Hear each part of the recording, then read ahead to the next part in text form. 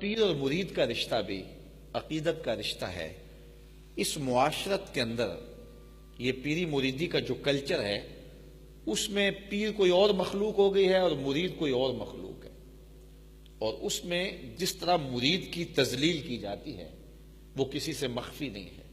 تو جب آپ اپنے رویے سے اور جو طریقت کا اس وقت سسٹم بنا ہوا ہے اس انداز سے لوگوں کی تذلیل کریں گے تو پھر نتیجہ یہ ہوگا کہ کوئی سادھو اور ملنگ قسم کے لوگ تو تمہارے قریب ہوں گے، سنجیدہ لوگ تمہارے قریب نہیں ہوں گے۔ عزت نفس جب لوگوں کی مجروح طریقت کے نام سے ہوگی کہ کوئی پیر صاحب کی چارپائی کے ساتھ بیٹھ گیا تو وہ پیر صاحب آگ بگولا ہو گیا کہ تم تو میرے برابر بیٹھ گئے ہو، اب تم مردود طریقت ہو گئے ہو، تو یہ کہاں لکھا ہے؟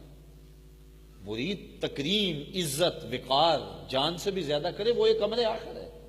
لیکن یہ پیر کو کس نے سکھایا کہ وہ ان چیزوں کی ترغیب دیتا پھرے اور سارا دین اس کا جو ہے وہ اس میں سمٹ کے آ جائے، اس کے برابر نہیں بیٹھنے دینا۔ حضور علیہ الصلوۃ والسلام جب بیٹھتے تھے اصحاب کے ساتھ تو دائرے میں بیٹھتے، کوئی مخصوص نشست نہیں ہوتی تھی، لوگ پہچانتے تو حضور کے چہرے کے نور سے پہچانتے کہ یہ رسول اللہ بیٹھے ہوئے۔ اور میں ایک اور بات کی طرف توجہ دلانا چاہتا ہوں، جس طرح یہ پیر مرید کا رشتہ ہے اور اس میں جو فرق ڈال لیا گیا، اسی طرح یہ خطیب کا اور جو سامعین کا ایک فرق ہے۔ جب کوئی بندہ ممبر پہ بیٹھ جاتا نا وہ سمجھتا ہے کہ اب میں جو ہے وہ عقل کل ہو گیا ہوں اور یہ آگے جو بیٹھے ہوئے ہیں یہ تو گوبھی کے پھول ہیں، جو مرضی ان کو کہوں، اور وہ ایسی ایسی خرافات بکتا ہے اور مجمع کے لوگوں کی تذلیل کرتا ہے۔ یہ بات میں اس لیے کہہ رہا ہوں کہ یہ پرسوں ترسوں ایک واقعہ ہو گیا، یہ سوشل میڈیا پہ اس کی بڑی دھوم ہے کہ کسی جگہ پہ وہ خطیب صاحب کہہ رہے تھے کہ ہاتھ کھڑے کرو، وہ آج کل یہ کلچر ہے نا، ایک ہاتھ کھڑا کرو، دو ہاتھ کھڑے کرو، سینے سے آواز نکالو، جو زیادہ زور سے بولے گا وہ زیادہ جلدی مدینے چلا جائے گا، جو زیادہ زور سے نہیں بولے گا اس کو دیر لگ جائے گی۔ تو یہ ایک خود ساختہ معیار ہے اور پھر لوگوں کو پابند کیا جاتا ہے۔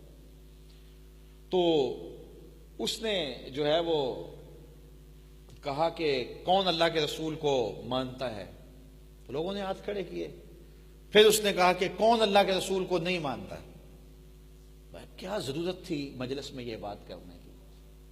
تو ایک بچہ تھا، اس کا غلطی سے ہاتھ کھڑا ہو گیا تو اس نے اس کو کہہ دیا تو گستاخ ہے۔ تجھے کس نے حق دیا ہے؟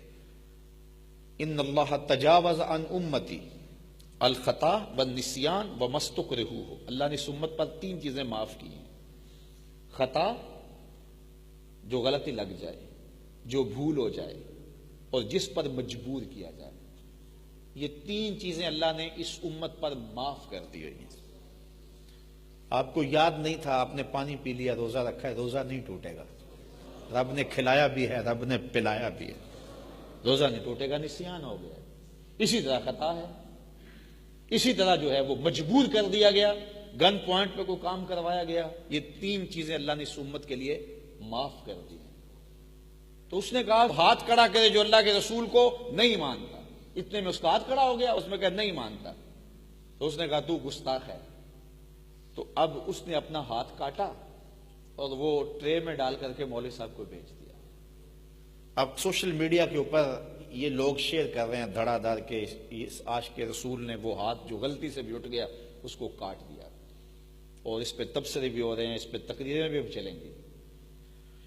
لیکن میں کہتا ہوں اس مولوی نے کتنی زیادتی کی ہے، کتنا ظلم کیا ہے۔ اس کو کس نے یہ اختیار دیا تھا کہ وہ اس شخص کو گستاخ قرار دے دے جس کا ہاتھ غلطی کے ساتھ کھڑا ہو گیا، جبکہ اللہ کے رسول نے اپنی امت پر شفقت کرتے ہوئے کہا کہ یہ 3 چیزیں میری طرف سے تمہیں معاف ہیں، خطا، بھول اور جس پر مجبور کیا جائے۔ تو جس شخص کو یہی نہیں پتا کہ دین کی بنیادی تعلیمات کیا ہیں، وہ بیٹھ گیا ممبر پہ، اور ممبر پہ بیٹھ کے اس نے سمجھا جو نیچے بیٹھے ہوئے ہیں وہ سارے بے وقوف بیٹھے ہوئے ہیں، اور وہ کبھی کہتا ہے ہاتھ کھڑے کرو، کبھی کہتا ہے نیچے کر لو، اور لوگ بھی بیچارے سمجھتے ہیں کہ اگر ہاتھ کھڑے نہ کیے تو پتہ نہیں بے ادب ہو جائیں گے، جو مانتا ہے ہاتھ کھڑے کرو، جو نہیں مانتا نہ کھڑے کرو۔ کیا یہ ہے؟ شریعت کو اس طرح کا مزاج ہمیں دیتی ہے؟ میں تو کہتا ہوں کہ اس کو پکڑا جائے، اس کو قرار واقع سزا دی جائے، تو اس کو کس نے حق دیا؟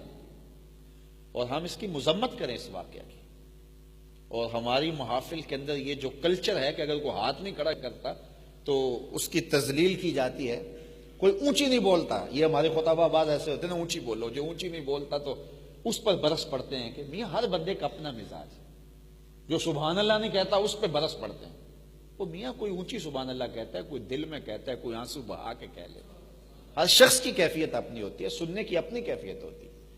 پھر دوسری بات یہ ہے کہ تیرے میں طاقت ہو تو اندر سے سبحان اللہ نکلے گی، کہنے کی ضرورت ہی نہیں ہے۔ شاعر کی نوا ہو کہ مغنی کا نفس، جس سے چمن افسردہ ہو وہ باد سحر کیا۔ یار باد سحر چلے تو صحیح، پھول خود کھلتے ہیں۔ باد سحر آ کے کہتی نہیں کہ میں آگی ہوں کھل جا، باد سحر کا جھونکا آتا ہے، پھول کھلنے شروع ہو جاتے ہیں۔ تیرے میں طاقت ہوگی، لوگ خود سبحان اللہ کہیں گے، خود بولیں گے۔ لیکن یہ جو ہے وہ خطابت کے زور پہ بار بار لوگوں کو مجبور کرنا، پھر ایک بار کھڑا کرو، دو بار کھڑے کرو، اور اونچا کھڑو، اور اونچا کھڑو، اب دوسرا بھی کھڑا کر لو، تو یہ کیا ہے؟ تو اگر کوئی بندہ ممبر پہ بیٹھ گیا ہے اور لوگ نیچے بیٹھے ہیں تو اس کا یہ مطلب نہیں ہے کہ وہ لوگوں کے جذبات سے کھیلے اور لوگوں کی تذلیل کرتا پھرے اور اپنی خود ساختہ شریعت لوگوں کے اوپر نافذ کر دے، اور کس طرح ان معاملات میں سختی شروع کر دی ہے جس کا شریعت نے حکم بھی نہیں دیا ہے۔ تو حضور علیہ الصلوۃ والسلام کی سیرت سے سیکھ کر ہمیں زندگی گزارنے کی کوشش کرنی چاہیے۔